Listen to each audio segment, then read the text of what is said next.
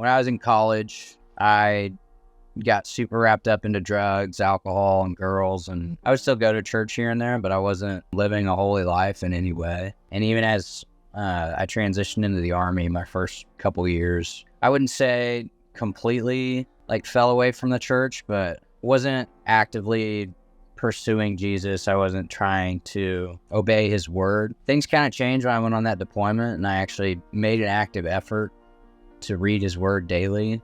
That's when I started to feel the conviction, okay, you can't continue to go to church, read the Bible, and say you're a follower of Christ if you're not going to obey his word, and quit drinking, quit doing drugs, and try to live a holy life.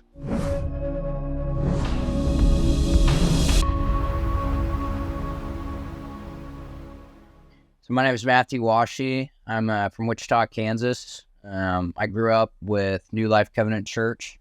My friend Andy Womack, actually, he got me linked into this interview. But grew up there, played sports, went on to join the military after playing college football back home there in Wichita. I was always involved in church, and I was always encouraged by my family to go and stay in church, but it wasn't until I really left for the military that I actually had to seek Jesus out and figure out who he really was, and who he was in my life. I never felt like my faith was actually my own until I had to go out on my own and make it my own. And I would say really the last 6 months after some time in the military and being on my own, that's when my relationship with Jesus has actually become real, I would say. Very cool. And as you followed Jesus, what was or has been an area in your life where you felt like he was calling you maybe into greater intimacy and obedience or lordship over your life?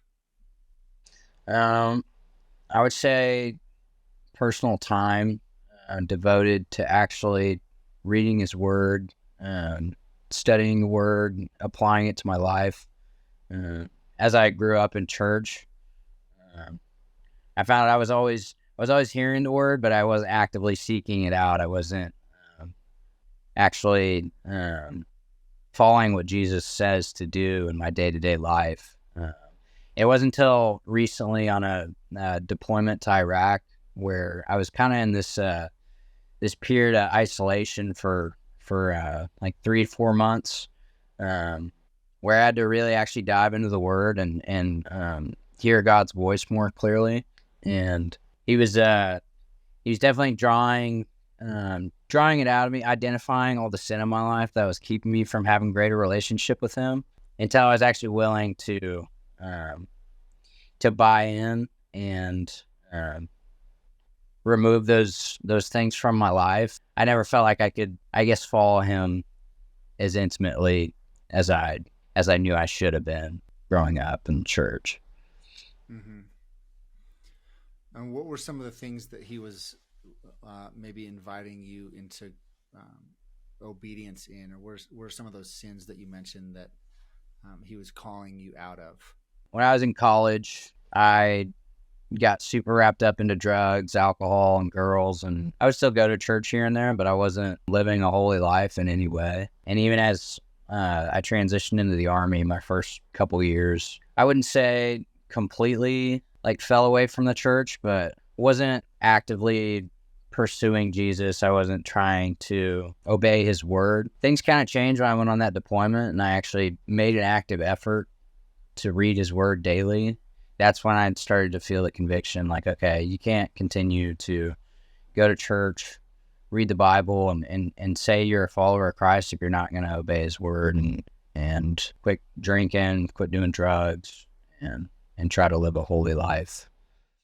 Mm-hmm. And what challenges or struggles did you run into as you kind of walked through this experience, and as he guided you through this process and invited you not only to walk in obedience to what he was calling you to and what you were reading in his word, but also this greater intimacy that he seemed to have been inviting you into? I would say biggest challenges are definitely just having to like modify your behaviors and your lifestyle, and frankly like lose a lot of relationships that with friends that you used to like do those things with. That's definitely the hardest thing, is when you kind of plant your flag and tell them, hey, this isn't the life that I want to live anymore. I can't go on living in sin like this. They kind of have two choices: to either like be motivated by that and ask you about your faith and why you're choosing to live this new lifestyle, or I found that a lot of them would turn away, and I don't have those same relationships or friendships anymore. But on the flip side of that, I would say that the relationships that I do have with other fellow believers in the workplace and my church back home, those have improved significantly. I haven't felt like the shame or guilt where I can't reach out to these people and talk to them. I'm more excited to talk to them about what God's doing in my life. Actively seek those relationships out. And that's not to say that, I don't have any relationship with those friends from my past lifestyle, but the door is always open to them, especially if they want to talk about Jesus Christ and what he can do in their life.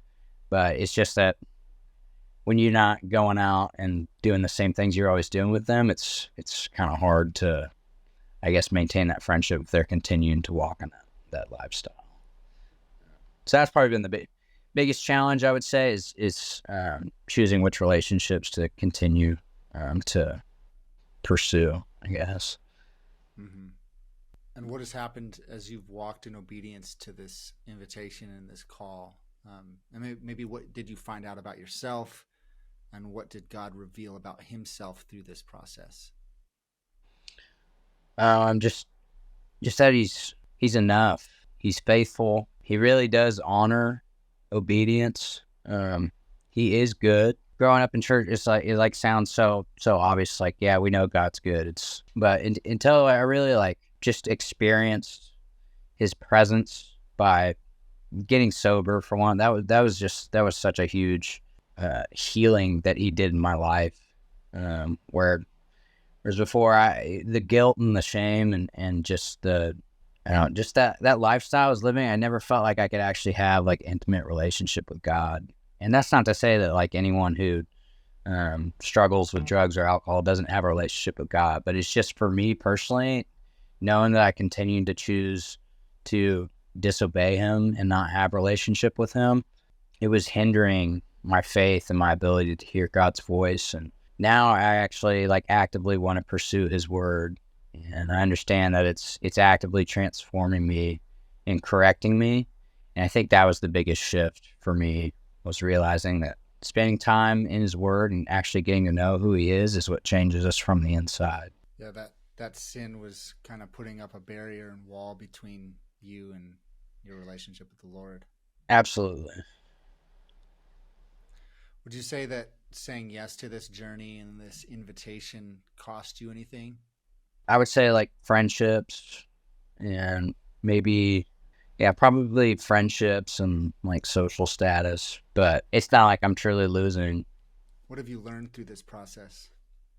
I've learned that it's not easy. I've learned that I've learned which relationships are worth pursuing, which the people that truly care about me, my church family from New Life, my church family here that I've met here on post on Hunter. There's a group called Navigators, and they do ministry all around the country on different army posts. But there's a great group of guys that have always encouraged me to come to study and maintain a relationship with the Lord. And I found that when I really embrace those friendships and spend more time with those guys, they're the good accountability partners that I need in my life to keep me on track, and they're actually actively praying for me and making sure that I'm staying on the right path, doing the right things, whereas the old relationships and friendships would just lead me down a path of sin. How is your life different after answering this call and walking in obedience to King Jesus in this area? The priorities for what's important in my life have changed, and actually pursuing a relationship with Jesus is, I would say, it's completely transformed like what I see as valuable. Before it was all selfish ambition and just thinking me. Now he's shifted my focus on what can I do for other people, and how can I serve, be part of my community, be part of my church. And every day I feel like he's transforming my spirit, my mind to focus on the things that truly matter. Whereas I used to just have completely selfish ambitions and only care about like my career and my concerns and passions. And so he's transformed my priorities and my view on what actually matters. Thank you for sharing, Matthew. Last question as we wrap up. Who is Jesus to you? Jesus to me is a dear friend, the savior that I don't deserve, but I need. Someone who is always willing to listen and lead me when I'm on the path to self-destruction. I guess I'd say that proper azimuth to lead my life to where I know I need to be walking. Yeah, I would just say he's my savior and my best friend that I can actually depend on when I feel like no one else is there to talk to. When I was on that deployment to Iraq, and I was in this, I had this position where I was kind of working like the graveyard shift and the jock, and it was a lot of my infantry buddies, they got to go forward and go to different like outstations, and so they were it's kind of like a period of isolation where I didn't actually feel like I didn't have much human interaction. So that was really an opportunity for me to cling to the word and spend time with God daily and just ask him for healing from this culture of drugs and alcohol that I'd fallen into and felt like I was stuck in and could never be freed from.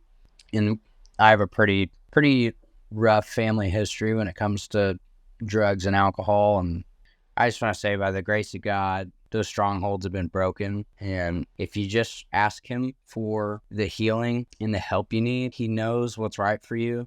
He's going to do it for you 100% of the time. And if it's wrong for you, then you might not be asking for the right things. But if you seek out healing and you just ask him for that help, he's going to give it to you. And it may not be easy, but I just found that when he lifted that chain, like those chains of addiction off of me, it's just been the most freeing thing that I've ever experienced, and I don't have to walk in that addiction anymore, and it's just been so amazing. Coming back to the being on that deployment, it was a very like lonely, isolated time, but it was also a very, very impactful time where it forced me to seek him out, to turn to him when I didn't really feel like I had anyone else. That was really a transformative trip for me. And I forgot to mention that as I was like starting to get in the word more and actually seek relationship with him, my chaplain kind of came out like right at that same period of time where I was starting to have these like deep, intimate talks with the Lord. It was amazing that I know it wasn't coincidence, but it was just, he couldn't have came at a more perfect time where I felt like I needed someone to share with and walk through these things with. And he just really helped develop my faith. And he was such an amazing like person to have in my life when I felt like I didn't have those people that I grew up with in New Life Covenant and maybe took for granted. He really stepped in and helped continue me forward on this new path, and it's been amazing. My life's been changed forever. I really appreciate the opportunity to share it, and it really has been an amazing journey. So, Well, thank you for sharing your story. yeah, absolutely.